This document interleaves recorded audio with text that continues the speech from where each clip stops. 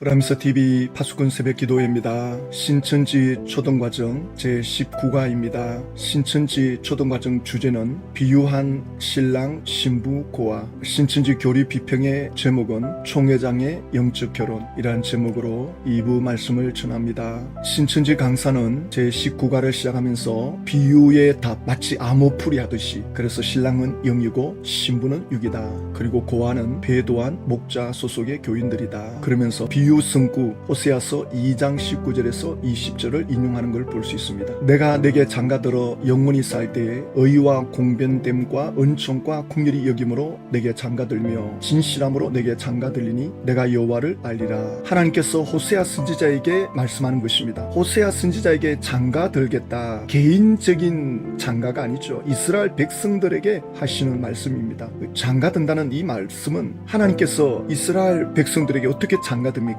하나님께서 이스라엘 백성들과 친밀한 관계를 형성하겠다. 친밀한 관계를 유지해 나가겠다. 그래서 가장 가까운 친밀한 관계를 흔히 친구 관계, 때로는 부부 관계, 또 부모와 자녀 관계, 아버지와 아들 관계. 그래서 하나님을 아버지라는 표현을 예수님이 쓰시기도 하고, 또 예수님이 친구라는 표현도 쓰시고, 그냥 인간들이 이해할 수 있는 가장 친밀한 관계. 하나님께서는 그토록 우리 인간들과 친밀한 관계를 맺기를 원하거든요. 인간들은 자꾸 하나님을 떠나고 싶어 하죠. 자기 마음대로 살고 싶어 하죠. 그래서 지금 호세아 시대 때 이스라엘 백성들이 그러했기 때문에 지금 이 말씀을 하시는 겁니다. 근데 신천지 강사는 이걸 육의 특성으로 끌어와서는 뭐라고 하느냐, 신랑 신부가 결혼하는 이유는 거기서 자녀가 태어나는 거다. 왜 갑자기 자녀 이야기가 나옵니까? 지금 하나님은 호세아 선지자에게 자녀 문제를 거론하는 게 아니거든요. 친밀한 관계를 말씀하는 건데, 신천지 강사는 이렇게 말한 의도가 나중에 이제 신랑 예수님이 신부 총회장과 영적 결혼을 하게 되면 그 두 사이에서 계시받아서 나오는 말씀, 그걸 듣고 지키면 14만 4천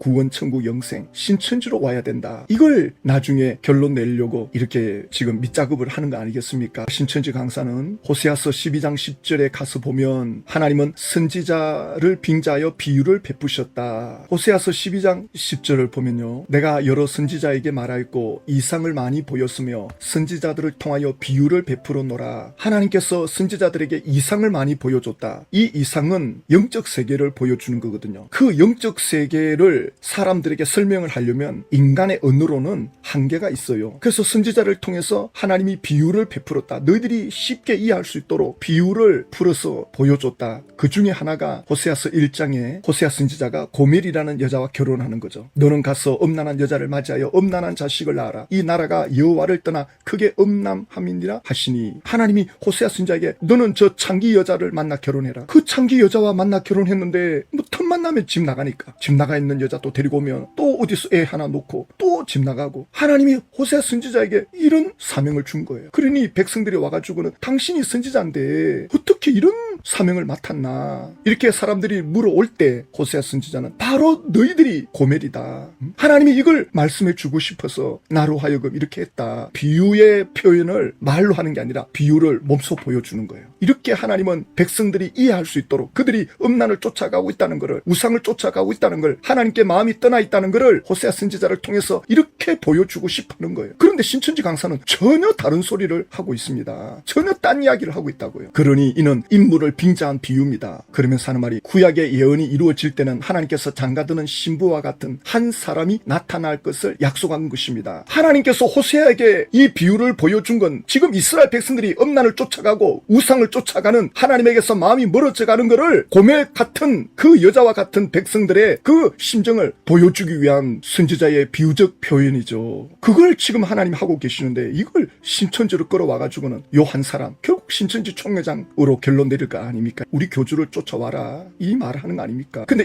이렇게 넘어가기 전에 반드시 그 중간에 또 작업을 하죠. 예수님을 거론하죠. 예수님도 이렇게 했다. 예수님을 철저하게 이용하죠. 마태복음 3장 16절에 하나님, 성령, 그러면서 예수님, 하나님이 예수님과 결혼했다는 식으로. 그러니까 초반에 그 비유 해석을 할 때 영은 신랑이다, 또 육체는 신부다. 그러니까 영이신 하나님이 예수님에게 들어오는 걸 영적 결혼으로 푸는 거예요. 근데 여기 하나님이라는 이 뜻은, 하나님은 성부, 여호와, 엘로힘, 이름을 가지고 있죠. 엘로힘 하나님, 여호와 하나님, 그 다음에 성령 하나님, 또 성자 예수님, 성자 하나님, 각각의 신적인 존재들입니다. 삼위일체가 뭔지 모르니까 이렇게 지어 짜내는 겁니다. 하나님 또 성령, 천사도 성령, 또 언제는 또 예수님 또 성령이 됐다가 전혀 이게 자기들의 원하는 대로 그냥 풀어가기 위해서 이렇게 끼워 맞춥니다. 그래서 하나님이 예수님 속에 들어온 것이 영적 결혼이다. 바로 요한복음 10장 30절에 하나님이 예수님과 하나 되었다. 그러면서 마태복음 3장 16절을 인용하거든요. 하나님의 성령이 예수님에게 임하셨다. 하나님의 성령은 신랑이니 하나님이 택하시고 함께한 예수님은 초림 때 신부가 되시는 것이죠. 하나님이 성령으로 예수님 안에 들어왔기 때문에 영적 결혼이다. 예수님은 신부가 된다.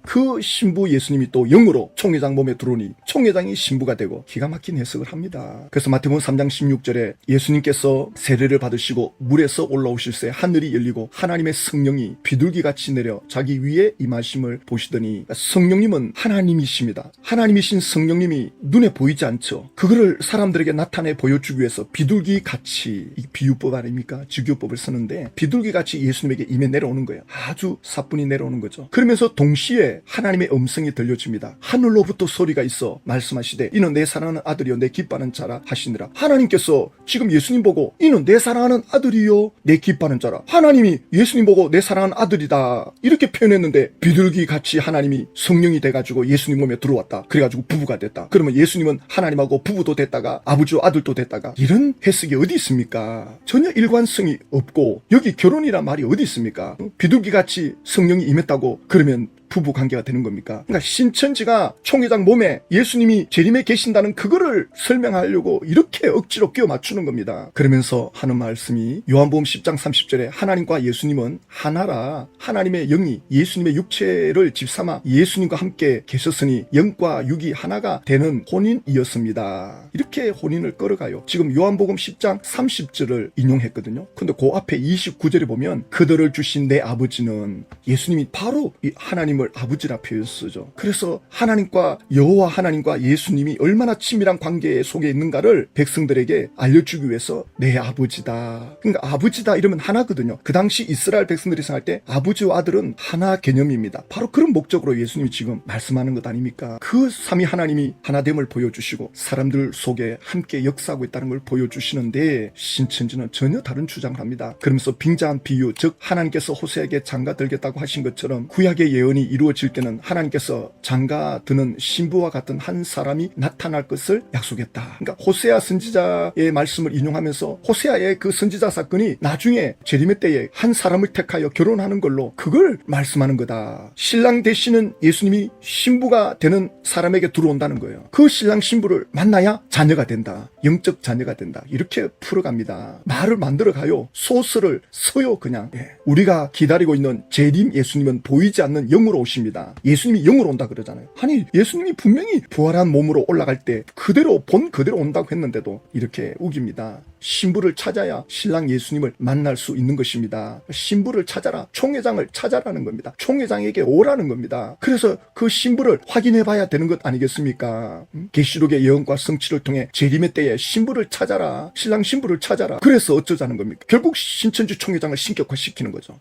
예수님과 한 몸을 이루고 있으니 예수님과 동격이죠. 결국 총회장을 숨기는 것이 예수님을 숨기는 거죠. 예수님을 가로채는 거죠. 예수님을 이용하는 거죠. 철저하게 사탄의 노릇을 하는 겁니다. 그런데 이 교리가 통일교에서 하는 거거든요. 통일교에서 가르치는 요한 2서 1장 7절에 보면 미혹하는 자가 많이 세상에 나왔나니 이는 예수 그리스도께서 육체로 임하심을 부인하는 자라. 이것이 미혹하는 자요 적그리스도니라. 통일교회가 이 말씀을 인용을 해요. 예수님이 육체로 오는 걸 부인하는 자들은 적그리스도다. 예수님은 육체로 오신다. 근데 그 육체로 온다는 거를 부활한 예수님의 몸이 아니라 통일교 문선명 교주 사람의 육체로 온다는 거예요. 이렇게 가로채요. 그러면서 그 재림의 주가 대한민국에 온다. 문선명 교주가 재림 예수거든요. 죽었잖아요. 죽었는데 다시 옵니다. 통일교는 다시 오실 재림 예수님을 기다리고 있습니다. 신천지 교리가 통일교 교리 한 70% 가지고 있다 그러잖아요. 또 그 초기 문헌이나 초기 사람들 이야기에 의하면 신천지 총회장이 통일교 강사에게 배웠다 그러잖아요. 인정 안 하겠죠, 신천지 분들은. 그러나 교리 자체가 통일교 교리하고 똑같이 가는데 충분히 그럴 수 있죠. 뭐 안 배웠다 해도 교리 자체가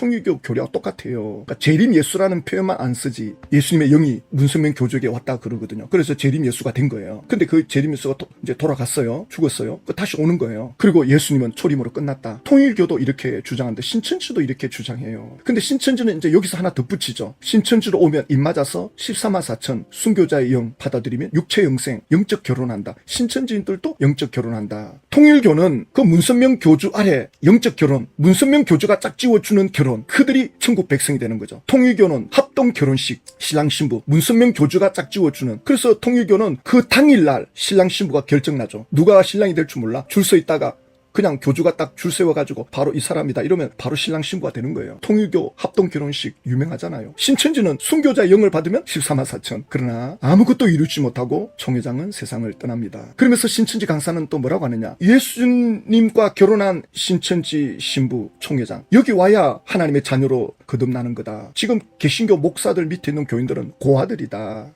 신랑 예수님도 없는데 신랑 신부도 없는데 거기 있어서 뭐 하느냐. 신천지로 오라는 거예요. 예수님께서 제자들 두고 떠나실 때 요한복음 14장 18절에 내가 너희를 고아와 같이 버려두지 아니하고 너희에게로 오리라. 예수님이 제자들을 두고 떠나지만 내가 고아와 같이 내버려 두지 않을 거다. 올 것이다. 바로 그것이 성령님이 오시는 거죠. 오순절날에 성령께서 각 사람 속에 들어오잖아요. 내가 너희들을 버려두지 아니하고 내가 떠나는 것이 너희들에게 유익이다. 내가 가면 성령이 올 거다. 나와 똑같은 보혜사. 차이가 있다면 예수님은 눈에 보이는 육을 가지고 있고 성령은 눈에 보이지 않는 영으로 사람 속에 들어오는 것. 똑같은 능력, 똑같은 사랑. 그분이 하나님의 자녀들 속에 들어오는 거예요. 상상을 초월하는 일이죠. 얼마나 하나님께서 우리 인간들과 함께하고 싶으면 우리 속에 들어옵니까? 기가 막히지 않습니까? 하나님이 나를 이렇게 품어주신다고요? 하나님께서 이렇게 나와 함께하기를 원하신다고요? 예, 나는 틈만 나면 내 뜻대로 내 욕심대로 하나님과 거리가 먼 삶을 살고 싶어 하는데 끝이 어떻게 되는가를 하나님은 아시기 때문에 예수님을 믿고 마음만 열면 바로 들어와 버립니다. 딱 들어와서 자리 잡아버립니다. 그리고는 계속 그 혼에다가 성령님이 영향을 주거든요. 그래서 그 영에 반응하면 그 사람은 성령을 쫓아 살아가는 거죠. 갈라디아서 3장에 보면 2절에 내가 너에게 다만 이것을 알려 하노니 너희가 성령 받은 것이 율법의 행위로냐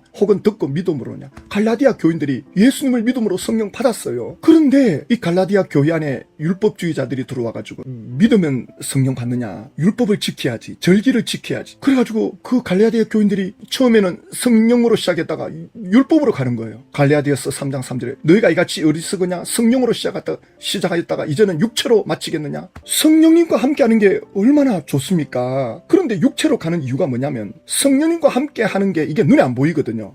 성령님이 내 안에서 역사하는 게 눈에 안 보이기 때문에 율법주의는 눈에 보이거든요. 지금 안산홍 교주 집단 하나님의 교회 또 뭐 장길자 어머니 하나님이 눈에 보이잖아요. 그리고 토요일날 안식일을 지키잖아요. 토요일날 유월절을 지키잖아요. 매를 며칠 몇 시에 떡을 어떻게 먹고 뭐 포도주를 어떻게 먹고 그래야 14만 4천 안에 들어온다. 그게 훨씬 수월한 거예요. 성령을 쫓아간다. 내 안에 계신 성령님과 함께 산다. 이게 실감이 안 나는 거예요. 그런데 매를 며칠날 몇 시에 이렇게 율법을 지키면 바로 하나님이 원하는 수준으로 올라간다. 그게 훨씬 수월한 거예요. 신천지도 마찬가지. 12지파 안에 들어와서 계시록을 듣고 지키고 하면 인을 친다. 훨씬 이게 수월한 거예요. 성령을 쫓아 행하라. 갈라디아서 5장 16절에 너희는 성령을 따라 행하라. 그래야만 육체의 욕심을 이루지 아니하리라. 성령을 따라 행한다는 게 이게 너무 어렵게 여겨지는 거예요. 그러니까 어떤 교주가 나타나가지고 판을 딱 짜가지고 프레임을 만들어가지고 이렇게 하면 천국 백성의 수준으로 들어간다. 이게 훨씬 쉽게 여겨지거든요. 사람들을 틀에 짜맞춰가지고 이렇게 하면 된다. 사람을 완전히 바보 만드는 겁니다. 성령님은 우리 안에 들어오면요. 이렇게 해라 저렇게 해라 안 합니다. 율법주의는 뭡니까? 이렇게 해라 저렇게 해라. 이게 율법주의입니다. 틀을 만들어 놓고. 그러니까 부모님들이 또 어떤 리더가 지도자가 공동체 사람들에게 율법주의로 가면 안 돼요. 틀을 만들어 놓으면 안 돼요. 이렇게 해라 저렇게 해라. 사람을 바보 만들어 놓습니다. 그거는 율법주의로 하면 안 돼요. 성령님 방법으로. 성령님은 항상 우리가 선택하도록 기다립니다. 그래서 제대로 선택을 하면 밀어줍니다. 항상 그 당사자가 주도권을 가지고 나갈 수 있도록 성령님이 그렇게 합니다. 인간은 죄의 본성을 갖고 있기 때문에 이렇게 해라 저렇게 하면요. 자기 마음에 맞는 건 하고 자기 마음에 안 맞으면 안 합니다. 이게 죄의 본성입니다. 이게 굳은 마음입니다. 그러니까 그래서 율법주의는 사람을 완전히 고립시킵니다. 성령님은 밀어줍니다. 뒤에서. 그가 선택하고 그가 갈 수 있도록 가이드를 해주죠. 신천지 총회장은 틀을 만들어 놓죠. 12지파에 들어오면 입 맞으면 14만 4천 안에 들어오고 그들은 육체 영생 들어가고. 그러니까 성령을 쫓아 행하는 것보다 보다 이렇게 룰을 만들어 주니까 자기 욕심에 딱 맞는 거예요. 편하잖아요. 이게 예수를 믿으면 구원받는다. 이게 실감이 안 나는 거예요. 성령을 쫓아 행하라. 눈에 보이지 않는 성령을 어떻게 쫓아 행한단 말인가. 이 영적 훈련을 해야 되거든요. 영적 훈련. 그러나 내가 하나님 앞에 마음을 열고 훈련하는 만큼 변화가 일어나거든요. 예수님 수준까지 올라가게 되거든요. 그걸 강제로 끌어올리는 게 아니라 뒤에서 밀어줍니다. 본인만 할 의지만 있다면 성령님은 우리를 예수님 수준까지 끌어올립니다. 그런데 신천지 총회장은 귀신의 가르침입니다. 아무것도 이루지 못하고 떠날 것입니다.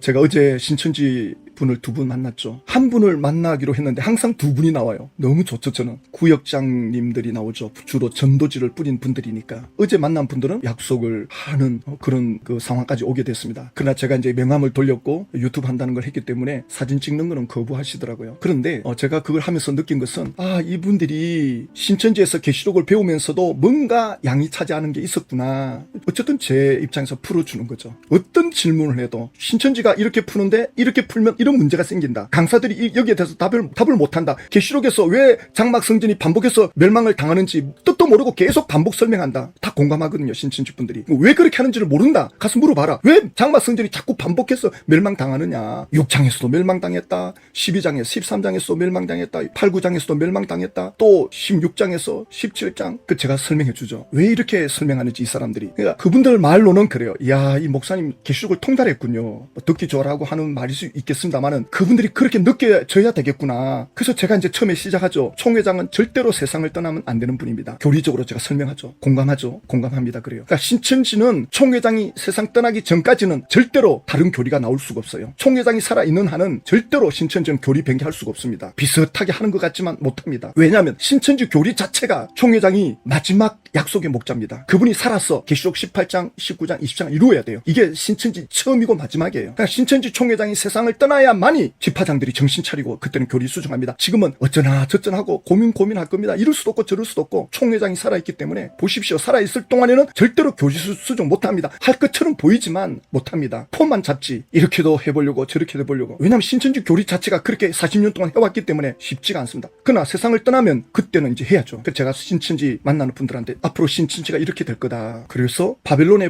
불 떨어지면 제가 신천지 가겠습니다. 그러나 그 전에 총회장님은 떠납니다. 그때 저를 만나 주셔야 됩니다. 그러니까 이분들이 신천지를 떠나면 어디로 가야 되지? 할 때 신천지에서 가르치는 계시록을 능가하는 가르침이 나와줘야 되겠구나. 한 수 위가 있다는 걸 보여줘야 되겠구나. 이분들이 공감하는 걸 보면서 이게 필요하구나. 그렇다면 내가 이 사람들을 더 많이 만나야 되겠구나. 이번 주에 만난 분들은 지난번에 전화하고 끝난 분들인데 다음 주에 만나는 분들은 2, 3개월 전에 만났던 분들이거든요. 이분들을 이제 만나봐야 되겠구나. 한번 소통했던 분들을 만나봐야 되겠구나. 만나주겠다 하니까 2, 3개월 지났는데 이제 어떤 변화가 있는지 한번 봐야 되겠어요. 그래서 우리 프람스 TV 교회에 이제 지난번에 세 사람이 갑자기 왔는데 이제 우리 전도사님이나 집사님들이 사후 관리를 잘 해주시니까 그럼 나는 이제 현장에서 직접 사람들을 만나고 지금 그들이 오든지 나중에 오든지 이 작업에 좀 더 집중해야 되겠구나. 그래서 제가 현장에 다음 주부터는 현장으로 직접 가서 만나야 되겠구나. 지금 총회장이 사망하기 전에 이 작업을 많이 해놔야 되겠구나. 그러면서 제가 부탁드리고 싶은 거는요. 신천지 분들이 전도지를 뿌릴 때 그게 전화번호가 있거든요. 그 전화번호 혹시 받으면 저한테 좀 보내주십시오. 그분들은 전도하려고 나온 분들은 대부분 다 전도 덕전대 훈련을 받은 분들이 많다 그러더라고요. 또 구역장 수준이에요. 그러니까 그런 분들은 누가 만나자면 뭐 자기 나름대로 자부심이 있으니까 나오는 거예요. 그런데 이제 만나보니까 이게 뭐 상상을 좀 초월하죠. 그분들이 볼 때는. 어제 만난 그분은 아니 목사님은 처음부터 웃으면서 화를 내지 않고 이렇게 말하는 거니까 완전히 뭐 많이 해보셨군요. 그러니 이건 뭐 싸울 수도 없고 제가 그러죠. 저는 처음부터 이렇게 했습니다. 싸워야 할 이유가 없습니다. 왜 다퉈야 됩니까? 일부러 지금 장난하는 것도 아닌데 화낼 이유가 없습니다. 그러니 뭐 자기들도 기분은 안 나쁘다 그러는데 그러니까 그렇게도 해야 되지만 계시록이 그들보다 한 수 위에 있다는 걸 보여줘야 돼요. 충격을 받아야 돼요. 총회장이 왜 이렇게 말하는지 왜 여기에 총회장이 답변을 못 주는지 여러분들도 총회장에게 묻고 싶지 않았느냐 이 부분에 대해서 강사들에게 묻고 싶지 않았느냐 대답 못하지 않느냐 제가 풀어줍니다. 그걸 해줘야 되겠구나 현장에서.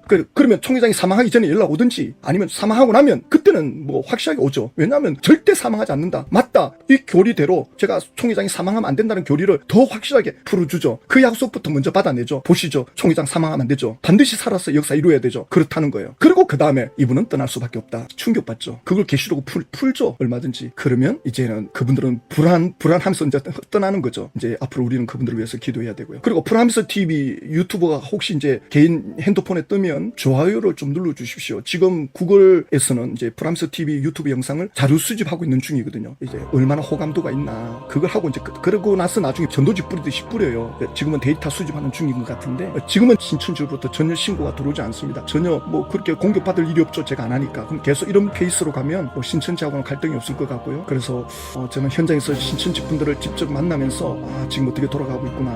우리의 기도가 지금 절실할 때입니다. 하나님 아버지, 신천지에서 가르치는 영적 결혼은 사기 결혼입니다. 총회장은 신랑 예수님을 모신 것도 없고 또 앞으로 14마사천의 영적 결혼도 없을 것입니다. 이것이 와해되고 무너질 때 저들이 예수님께로 돌이킬 수 있도록 하나님 은혜를 베풀어 주시옵소서. 예수님